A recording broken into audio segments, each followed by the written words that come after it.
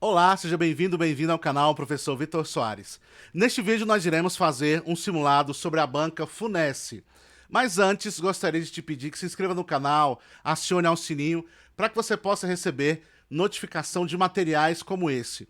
Lembrando que nós disponibilizamos um material gratuito para você. Deixe o seu like é muito importante para o crescimento do nosso canal. Estamos quase chegando à marca de 100 mil seguidores. Venha fazer parte dessa comunidade de estudos que está aprovando milhares de pessoas em todo o Brasil. Então, coloca na tela para mim, Banca Funesse. Temos aí, então, Banca Funesse. Estamos juntos até a convocação.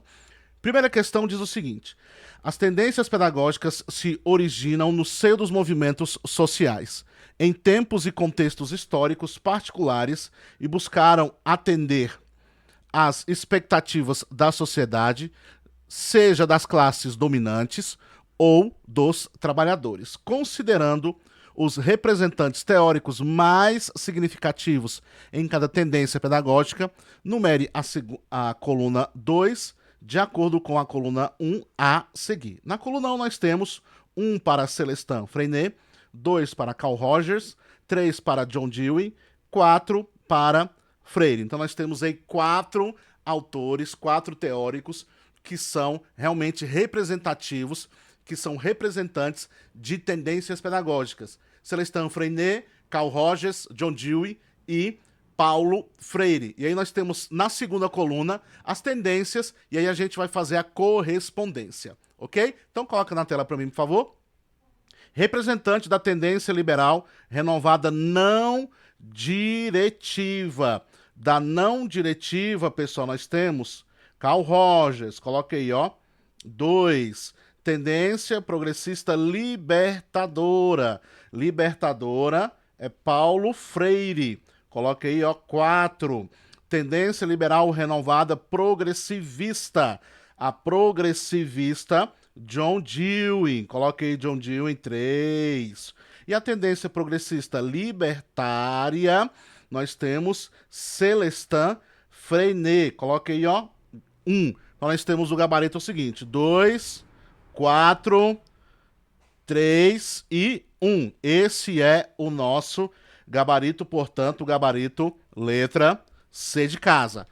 Próxima questão diz o seguinte: a avaliação escolar tem exigido muito mais do professor, que pouco a pouco vai tomando consciência de sua importância e procura compreendê-la como um processo que imprime dinamismo ao trabalho escolar.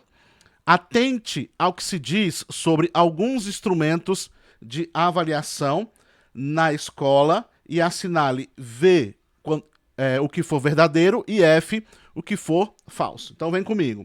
A observação é um elemento dispensável no processo de avaliação. Pessoal, a observação é muito importante dentro do processo de avaliação formativa, porque você vai acompanhar todo o processo de avaliação, todo o processo de desenvolvimento desse estudante, e a observação é um instrumento importantíssimo desde a educação infantil. Nós temos então aí uma questão errada, o item errado.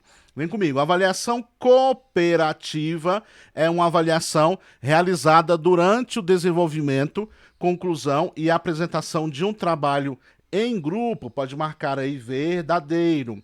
Fichas de observações podem ser usadas na avaliação contínua e permanente? Claro que pode, pessoal. Pode marcar aí verdadeiro.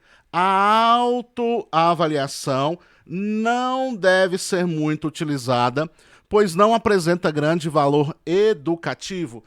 Muito pelo contrário, a autoavaliação faz parte daquele tripé que eu sempre venho falando aqui quando se fala de funções da avaliação e a função formativa da avaliação. Qual é esse tripé? A autoavaliação, critérios claros e o feedback. São 3 pontos muito importantes e é o tripé que vai sustentar aí a avaliação formativa. Então a autoavaliação, sim, deve ser muito utilizada quando se refere à avaliação, no que se refere à avaliação formativa. Maravilha? Então nosso gabarito aí é o seguinte, pessoal, isso aqui é falso, F, V, V, F, ok? Esse é o nosso gabarito, portanto, gabarito letra D de dado.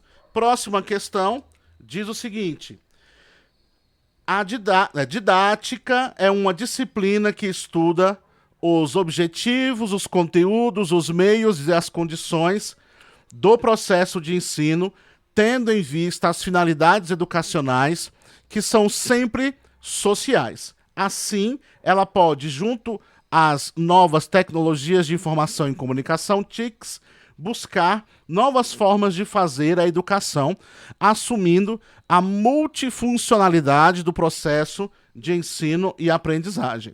De acordo com a perspectiva crítico-reflexiva, o principal componente para o uso do computador em educação é a... Sempre que a gente pensa, pessoal, no uso do computador, no uso dessa ferramenta, na perspectiva crítico-reflexiva, a gente pensa que ela pode ser usada para o desenvolvimento tanto do estudante como o desenvolvimento do professor. Então, por exemplo, ela como uma ferramenta crítico-reflexiva pode ser usada como desenvolvimento, como aprendizagem, tanto para o estudante como também para o professor.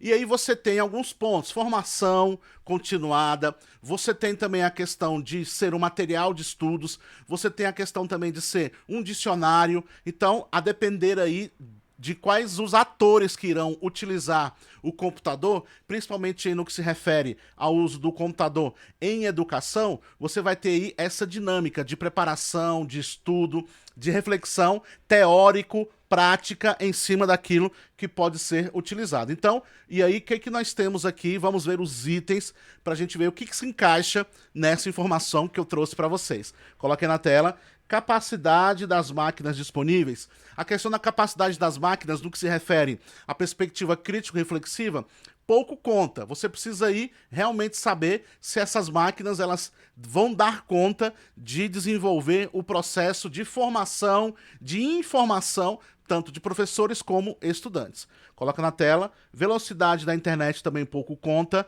A gente está pensando aqui, pessoal, na perspectiva crítico-reflexiva, beleza?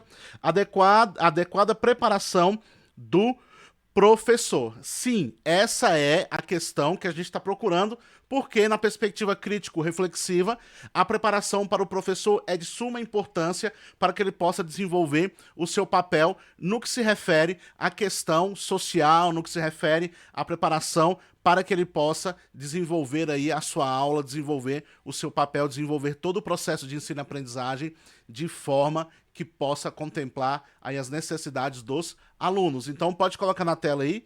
Portanto, nós temos gabarito letra C de casa. Próxima questão diz o seguinte: conforme o grau de integração das diferentes disciplinas reagrupadas em um determinado momento, podemos estabelecer diferentes níveis de interdisciplinaridade. Segundo Piaget, os níveis de colaboração e integração entre disciplinas são, vamos lá, pessoal, multi, inter e transdisciplinaridade, ok? De acordo com Piaget, é assim que nós temos os níveis de colaboração e integração entre disciplinas. Vem comigo. Multidisciplinaridade, ok. Interdisciplinaridade, maravilha. Transdisciplinaridade, portanto, nosso gabarito, letra A. Próxima questão diz o seguinte: os cursos de formação de professores vêm sofrendo severas críticas, pois não têm atendido suficientemente às necessidades da sociedade. A formação docente é tridimensional, o que significa compará-la a uma tarefa que pressupõe o desenvolvimento harmonioso de 3 grandes dimensões, quais sejam. E aí você tem, pessoal, o teórico Severino, que vai trazer esses 3 aspectos fundamentais. Ele vai dizer que os aspectos fundamentais são apropriação dos conteúdos, domínio das habilidades didáticas e a percepção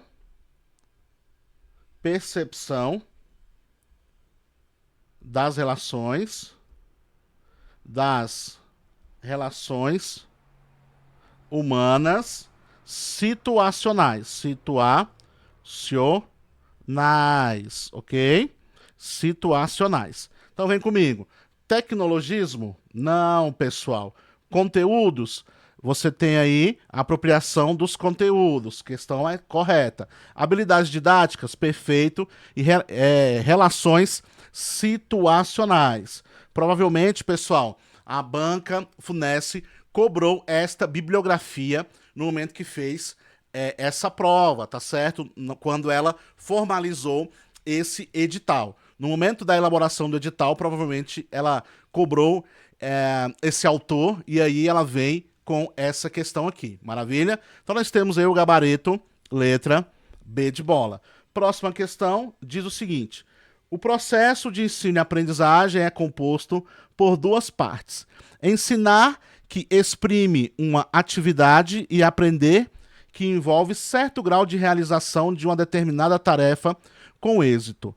Considerando as diferentes abordagens do processo de ensino e aprendizagem, numere a coluna 2 de acordo com a coluna 1. Então nós temos aqui, pessoal, a coluna 1, tradicional, para 1, 2, comportamentalista, 3, humanista, 4, cognitivista. Então vem comigo, a coluna 2 diz o seguinte: o pensamento é a base da aprendizagem, o professor deve criar situações desafiadoras que estimulem o aluno a aprender a aprender.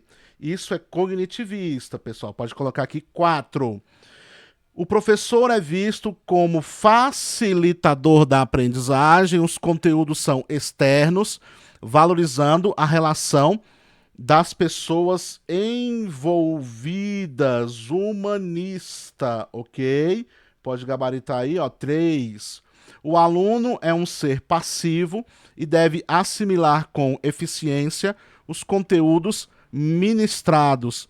Há o predomínio de aulas expositivas e exercício de fixação. Tradicional, ok, pessoal?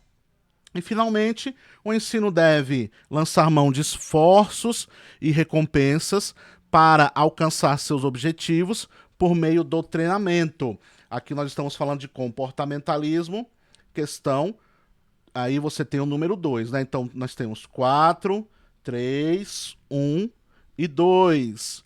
Uma questão que é muito boa, essa questão aqui é muito boa para você fixar os conceitos, ok? No que se refere às abordagens do processo de ensino e aprendizagem. Então faça em um quadrinho, pegue um papelzinho, uma fichinha e marque, resumidamente, o que vem a ser aí justamente essas questões. Nós temos aqui os conceitos resumidos dessas abordagens do processo de ensino e aprendizagem. Então faça um mapinha com estes conceitos, porque eles vão poder te ajudar em outras questões, ok? Na frente do 4 aí, você coloca cognitivista, na frente do 3, você coloque humanista, na frente do 1, você coloque aí tradicional, e na frente do 2, você coloque aí comportamentalista, ou behaviorista, ok? E aí vai te ajudar bastante para que você possa estudar em questões posteriores a essa daqui. Então vamos para o gabarito, pessoal.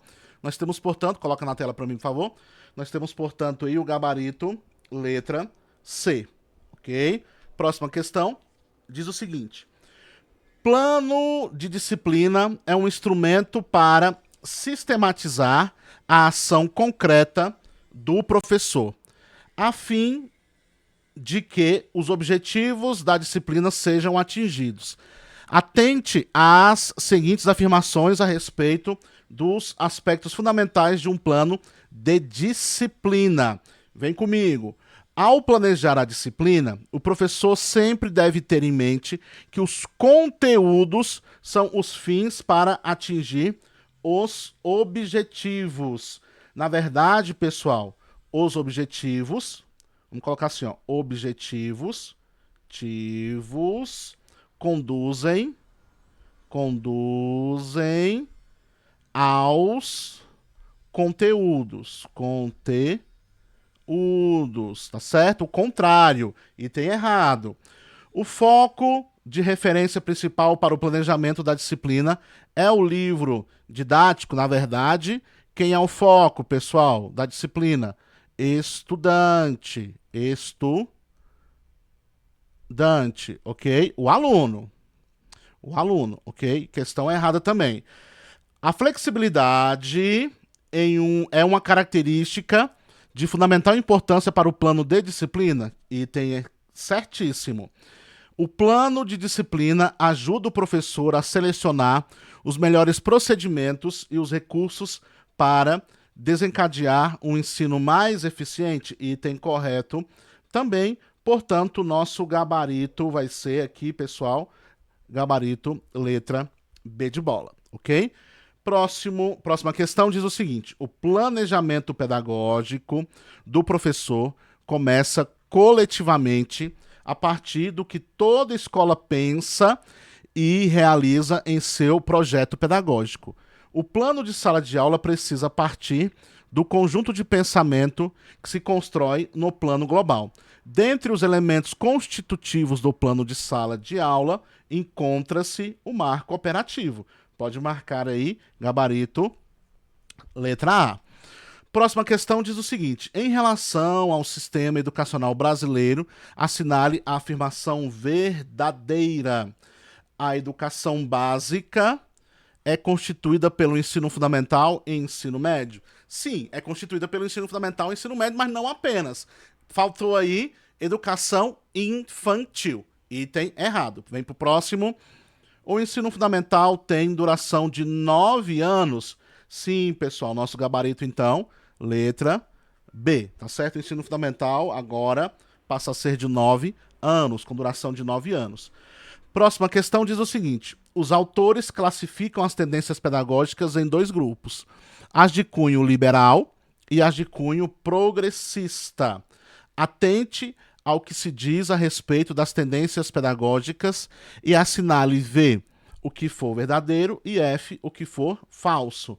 Na pedagogia libertadora, a atividade de ensinar é centrada no professor que expõe e interpreta o material. Primeiro ponto, pessoal, aqui a atividade de ensinar é uma perspectiva de troca, onde você tem o desenvolvimento desse trabalho na perspectiva horizontal, onde professor e aluno, o professor se torna um animador e o aluno vai também ser aquele que constrói conhecimento. Então, você tem um desenvolvimento do trabalho de igual para igual, beleza? O foco é a construção do conhecimento na perspectiva da realidade deste sujeito. Item errado, pode colocar aí falso.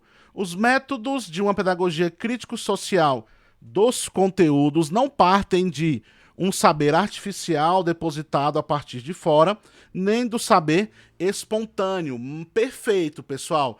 Você tem o conteúdo que é o conteúdo sistematizado. Você tem um conteúdo que será aquele conteúdo curricular, mas ele será conectado, ele será desenvolvido a partir da realidade social do sujeito. Mas eles se utilizam de conteúdo, tá certo? Eles vão se utilizar de ferramentas, de métodos, que são métodos que vão contribuir para que este sujeito possa ter ferramentas, possa se instrumentalizar para que ele possa enfrentar as contradições do mundo adulto, perfeito? Então nós temos aí questão corretíssima. Pode gabaritar aí, ó, gabarito verdadeiro. Na tendência liberal renovada não diretiva, o professor é apenas um elo de ligação entre a verdade científica e o aluno, cabendo-lhe empregar o sistema instrucional previsto. Essa característica aqui é a característica da tendência... Pode colocar aqui em mim, por favor? Essa característica é a característica da tendência tecnicista, ok? Tendência tecnicista. Item errado. Qual é o papel do professor? Coloca na tela aí. O papel do professor é ser auxiliador, tá certo? Vamos colocar aqui, ó, falso. Item falso. Os conteúdos na tendência tradicional são separados da experiência do aluno e das realidades sociais, valendo-se pelo valor intelectual verdadeiro. Então nós temos falso, verdadeiro, falso e verdadeiro. Maravilha? Então nós temos, portanto, o nosso gabarito aí, letra A. Perfeito, pessoal. Temos aí 10 itens como modelo de como a banca Funesse pode cobrar questões lá na sua prova, ok? Pode colocar na tela aí, nós temos o gabarito. Nosso gabarito aí para você printar, pode voltar aqui em mim. Quero agradecer a cada um de vocês que nos acompanhou até aqui. Forte abraço, assista quantas vezes você quiser. Forte abraço, até o próximo vídeo. Tchau, tchau.